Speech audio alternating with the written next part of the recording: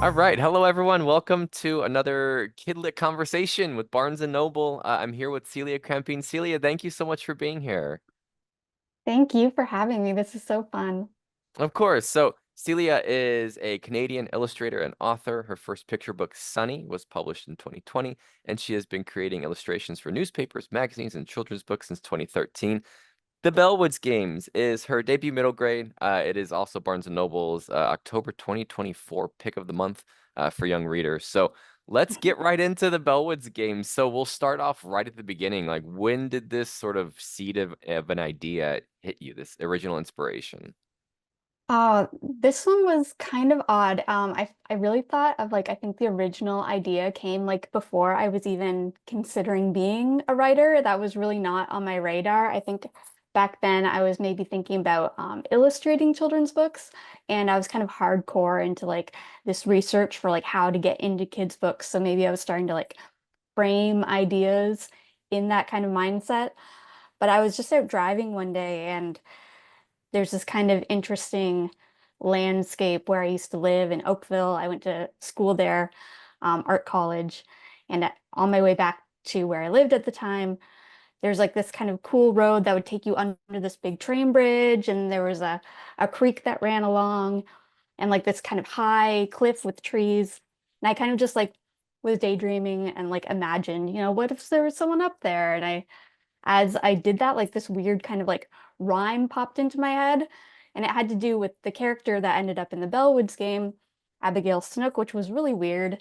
And I thought like I probably just heard it somewhere, so I went home and Googled it, and I was like, I found some like LinkedIn pages for people I didn't know, but otherwise I was like, so strange just how like I guess your brain just like regurgitates certain things, and I don't know, I kind of always thought that was so odd, and I just kept her in mind and really a lot of the story was kind of figuring out a story for that character that just Hmm. kind of popped into my head that day. That's interesting. So your entry point into this story was a character who uh we'll get more into the other characters as well, Bailee and the vessels with which the story is told, but Abigail Snook was the entry point for this. For sure. Yeah, it was really strange. And yeah, in the span of thinking about her, I just kind of had her in the back of my mind. And I started working, doing illustrations in children's books. I eventually got a literary agent, and I was doing a lot of like middle grade book covers. And around that time, my agent was like, well, have you thought about maybe trying a book for like that age range?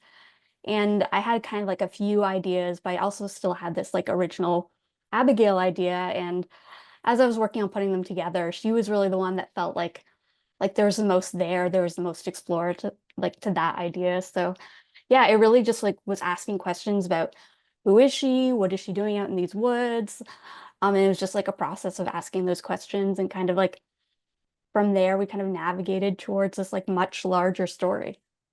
So how did you start, like once you had this idea and this, this entry point, you alluded to this a bit, but how did you start cultivating that into a bigger story? Like what were your next steps to get this into a fully fleshed out story arc? For sure. Yeah, it was really just asking those questions. I don't think I really Mhm. had like a broader idea. It was very much like, who is she? Why is she out in the woods? I think I hit on this like idea of possibly she was being bullied. And maybe that's why, she's like this alone character out in the woods on her own. It's a very strange place for like a young person to be. Um, and it really was like I worked on it for over the course of I want to say at least a couple of years before I even showed it to my agent again. So it was very much like I had kind of an initial idea, and then it was like, and then maybe like getting her out into the woods was part of like a game. That's where the game aspect came in. It was really just, and then what's the game about? And then, why does the game have to be in the woods? It's just like asking all those questions. It really was like taking another step and then asking another question and then taking another step. Yeah, it was a really weird process. I don't think I've done, none of my other books have been like that sort of process so far. I want to get back to the games and the setting specifically in a second, but I also want to ask about getting to know your characters. So you have Abigail, she was sort of the entry point for this. When did you create Bailee? What was the idea behind her, and why was she the right vessel for the story? That's a good question. I think at one point I decided that like the mystery of why Abigail was in the woods could be like that mystery that really carries us through the story. And so we decided, like maybe, and the idea of it being a game could be this thing that gets passed along through different generations, that becomes almost like a ritual for these kids. So we did need another group of kids that was going to kind of have what it takes to like figure out Abigail's story over the course of this book. Um, and Bailee is in a lot of ways kind of her story kind of dovetails with Abigail's a bit in that they both experience bullying and that they both have this love of, stories or are both dealing with those stories in different ways. So yeah, she was really kind of like a necessary character in order to like find Abigail and kind of rectify what's happened to her in the story. And I want to ask about how the illustrations factor in too, because this is a heavily illustrated middle grade. Hmm. We get to see a lot of the characters, which is it's so cool to be able to read about them and then see them. What is your sort of creative process when it comes to getting to know your characters and how they look? Do you have to draw them before you know them, or do you have to write them before you draw them? Which comes first? Right. I think in this case, did I? I think I did originally draw them. I'm like originally an illustrator. I went to Sheridan College for illustration specifically. So that was like, that's usually how I work out ideas. And the way I first drew them was very different from how they actually ended up in the book. They looked a lot more like stylized and a lot younger. But then I think as I started writing them, you start like understanding what the characters should look like. And I actually did like a fake casting call for my characters as well, where I was like, you find like young child actors or maybe actors who were children at one point, and you can find like they have the look that you kind of imagining for them, or they have that like that attitude, that vibe that the character would also have. So yeah, I also like casted my characters and then redrew them a bunch of times until they felt like themselves rather than like actors. Sure. And the illustrations, there are some pages where the illustrations factor in a lot more. You'll go some pages where it's just traditional prose and some where it's like Yeah. woven into the story. How did you go about deciding when to lean more into illustration and when to leave it up to the words? I assume there was intention behind that. For sure. We had like a whole spreadsheet, really. There's like 100+ illustrations, so it became like really important to keep track of where they were all going to be. And some of them are pretty straightforward in that, like, they introduce us to a character. So like the first few chapters are pretty like, this is this character, this is this person, or this is this setting. And then some are more kind of emotional, where maybe there's nothing really exciting going on, but it tries to capture some of the atmosphere of the season or the setting. And then some are done kind of like in a graphic novel style.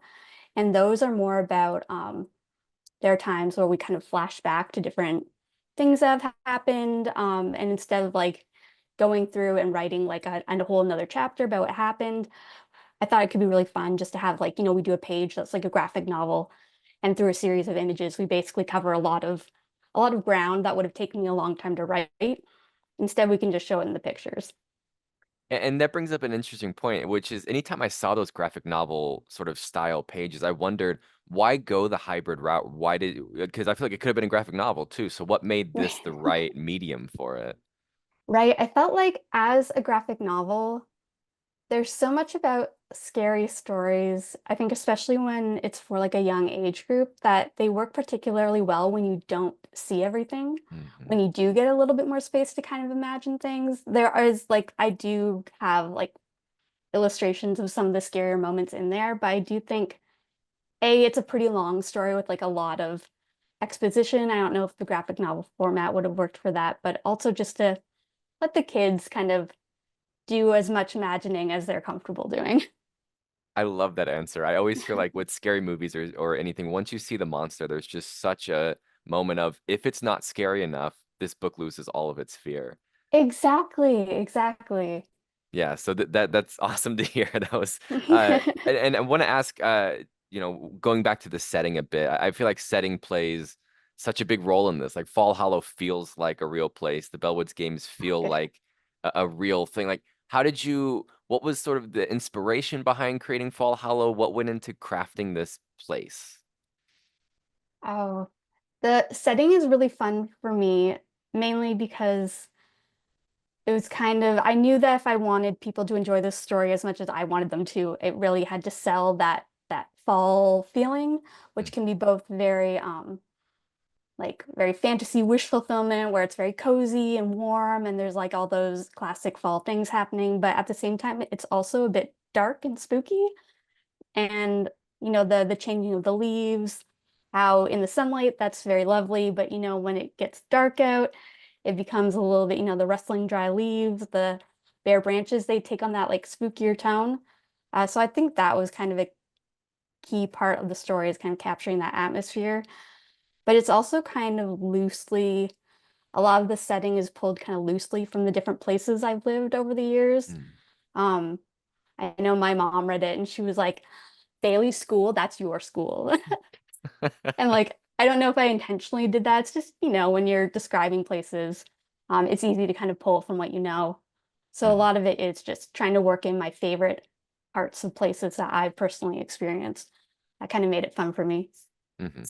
And I want to talk about the spooky element. Obviously, this is perfect for Halloween, and I'm a firm believer that spooky never goes out of season, so it's perfect for any time of year. But I'm curious if you have a special connection to Halloween, to spooky stories. Like, is that something you've grown up with? Do you enjoy horror? What just your general connection to spookiness? Sure. Yeah, I love Halloween. It's my favorite holiday. I've loved spooky stuff like for as long as I can remember. I've always just been really drawn to it. I don't know why. I was actually looking at the book just earlier today thinking about this. And I remember the very first book I read out loud, like to anyone. I remember reading it to my parents and being so proud of myself. But it was a Berenstain Bears book. It's called The Spooky Old Tree. And I was just thinking about today, like it's such a weird Berenstain Bear book because they're usually very like instructional. They have like pretty strong morals. This I was gonna one's say just, I didn't know they did a spooky one. yeah, yeah, right. It's so strange. And it's from 78. It might be an early one. I couldn't find any information beyond that, but it's like three bears. So it's not even the brother and the sister. There's like a third bear there too. I'm not quite sure. It doesn't say who they are. And they just go to this spooky old tree, which on the inside is done up with all these rooms, like it's a spooky mansion, which is like such a cool idea. And the whole book is a rhyme. And the premise is that every time they encounter something scary, the text asks if they dare to do that scary thing. And then they do. And eventually they find out that there's this bear living in the spooky old tree, but the bear doesn't have clothes on the way they do. It's like a much more like realistic bear, which is so weird as well. So they basically like break and enter into this old spooky haunted mansion tree and then like run away. And that's the whole book. But I loved that that story when I was a kid. That's fascinating. I need to find this book now because everything Yeah, that you said there, I'm like, wow, this is excellent. it's So so strange but excellent.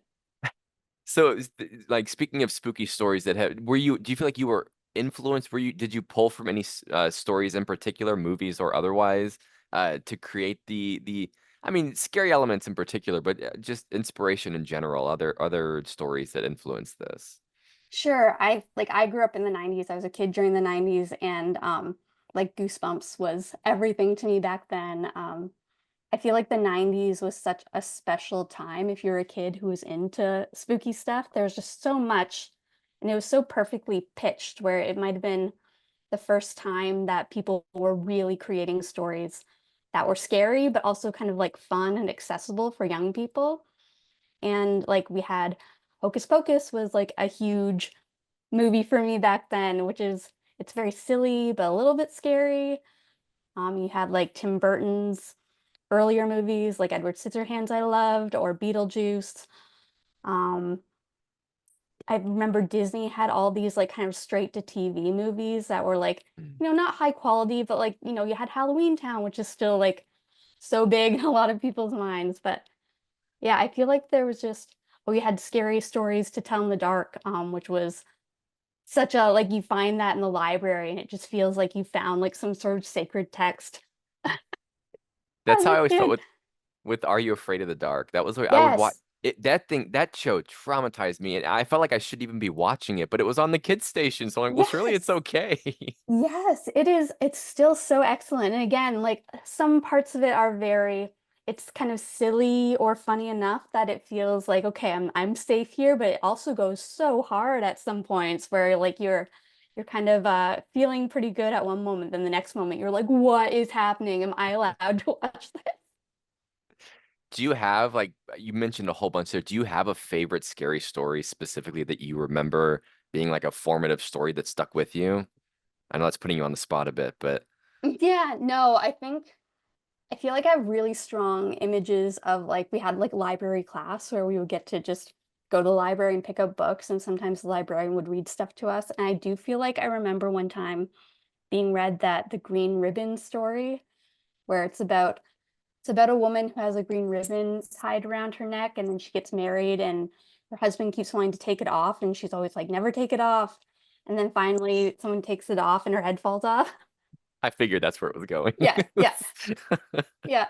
I feel like stuff like that is just when you hear it, you're like, it really blows your mind, especially when you're young. It's still really scary if you think about it. Yeah, it's funny what sticks with you. I was thinking Yeah. of Are You Afraid of the Dark? There was an episode where there was like a dollhouse and the character like turns into a doll, and that stuck. I don't know why. I'm not afraid of dolls or anything, but that story Right? stuck with me. It was For something sure. about it.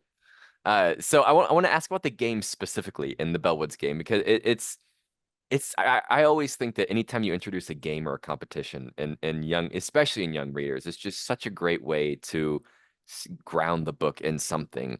What went into creating this game? Like, was it always a part of this story, or at what point in the process did it really become such a big part of it?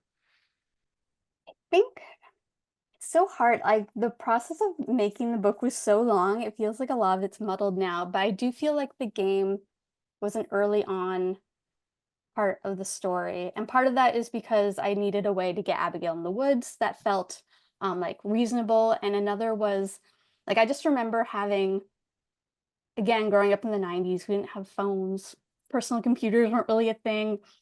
So stuff like, going into the woods. We lived in a very rural place, so this is just my experience. But like, we had these woods around our school that we were not allowed to go into because obviously for safety reasons.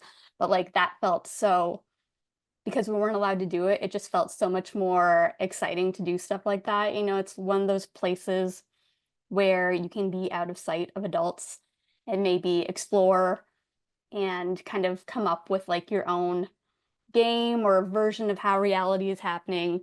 Um, and it just felt like a space where things could happen that are maybe beyond the realm of reality. So I do feel like the game felt like a device where we could make that happen, where we could get the kids to a place where they weren't being supervised and where things that we might not be able to happen in real life could happen. I love that because had you asked me to anticipate your answer, I've been like, well, surely there would have been a bell in the woods when you grew up, like because it feels so authentic. It feels like something that kids would do. So I was like, surely this is based on something. But no, that's awesome Yeah, that it was all just creativity and invention that led to this. That's wonderful to hear. great. Uh, Unfortunately, it'd be great if there was a bell in the woods. I would love that. I would love to find that someday. when you're so as you're telling this story, were there any surprises that came up along the way, like directions you didn't expect the story to go, or did you have it all figured out, the exact direction it was going all the way along so that there weren't any surprises? Oh no, I was definitely it really felt like, the experience of walking through the woods. This is really what the story, like making the story kind of felt like, where I was just like, I'd get to one point and then be like, which way do I go now? And so the end was definitely like I got to the point where we're like, well, okay, well, they have to win the game, like, right? Like if they're going to win the game, but how do they do that? Hmm. Um, so yeah, a lot of that was like racking my brain and being like, what what can I do with the rules that we've invented here and how do we figure that out? I did have a sense that, because this idea of telling stories is like this big theme that would have to come into play. But yeah, it really was a lot of getting the characters to a point and then like problem solving for which direction they should go to next. Was there anything particularly challenging, any roadblocks that you hit and you didn't know where to go from there?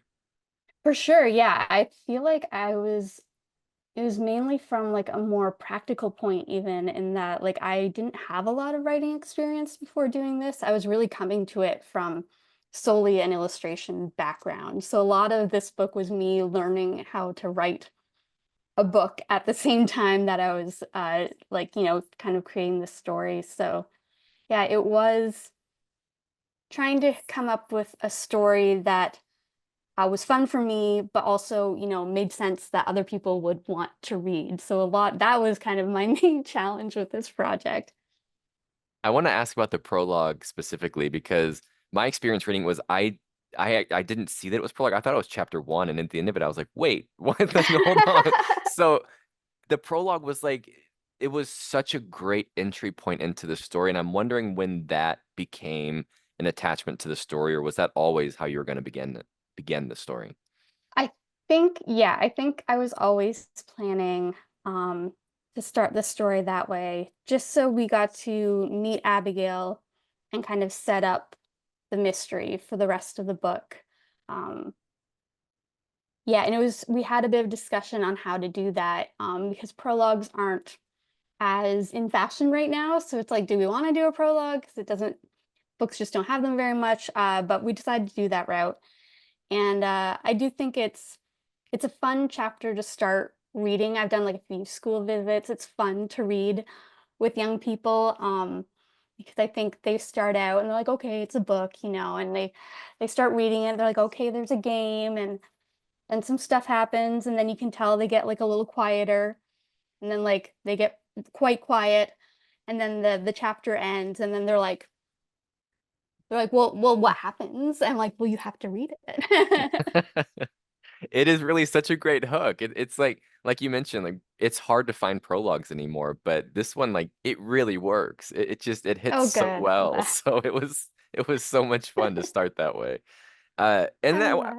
I want to ask about the themes of this too, because there are such, meaningful universal themes, bullying, friendship, power stories. There's so much stuff in there. I'm always curious when books have such a clear and present theme, how much were you writing towards a theme, or did it just kind of come along naturally?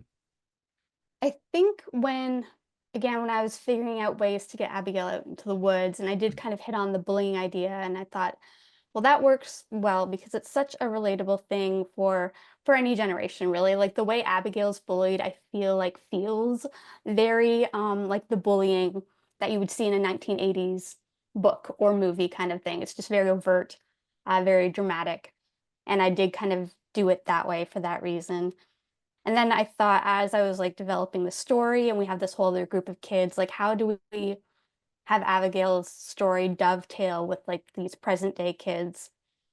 And that's when I thought, maybe that's what Bailee's dealing with as well.